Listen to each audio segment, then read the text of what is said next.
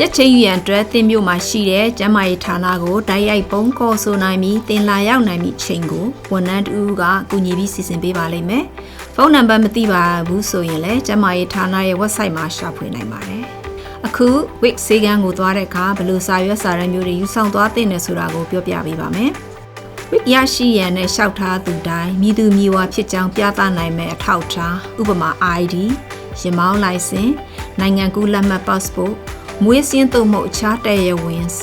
မှတ်ပုံတင်စာရွက်စာတမ်းတစ်ခုခုယူဆောင်နိုင်ရန်အရေးကြီးပါတယ်။တင်နေထိုင်ရာလိပ်စာကိုအတည်ပြုရန်အတွက်အိမ်စာချုပ်မီတာဘေကဲ့သို့သောနေထိုင်မှုအထောက်အထားကိုယူဆောင်နိုင်ရန်လိုအပ်ပါတယ်။မွေးကင်းစကလေးများနဲ့ကလေးငယ်များအတွက်ဝှက်လျှောက်ထားပေးမယ်ဆိုရင်ကလေးတွေရဲ့ကာကွယ်ဆေးထိုးထားတဲ့မှတ်တမ်းစာရွက်ကိုယူဆောင်လာပေးရမှာဖြစ်ပါတယ်။သင်အိမ်အောင်စု၏ဝင်ငွေအထောက်အထားများပြဖို့ရန်အတွက်တိတ်မကြသေးခင်ကမှထုတ်ထားတဲ့လစာဖြတ်ပိုင်းတင်လှုပ်ရှင်ထံမှစာတစ်စောင်သို့မဟုတ် Medicaid နဲ့ Snap ကဲ့သို့သောအခြားစာရွက်စာတမ်းများကိုလည်းတင်ပြပေးနိုင်ပါတယ်။တင်ရဲ့ Medicaid သို့မဟုတ် Snap စာရင်းနဲ့ပါဝင်တဲ့ကလေးများအားလုံးလည်းအလိုအလျောက် WIC ရရှိမှာဖြစ်ပါတယ်။ဘာစာရွက်စာတမ်းတွေယူသွားရမလဲဆိုတာမသိချဘူးဆိုရင် WIC ဆေးကန်းသို့မသွားခင်ဖုန်းခေါ်ဆိုပြီးတော့မေးမြန်းနိုင်ပါတယ်။ WIC ဌာနမှဝန်ထမ်းများကလည်းတင်ကိုကူညီပေးရန်တင်ရှိပါတယ်။သိလို့ဒီများကိုမေးမြန်းကူညီတောင်းနိုင်ပါတယ်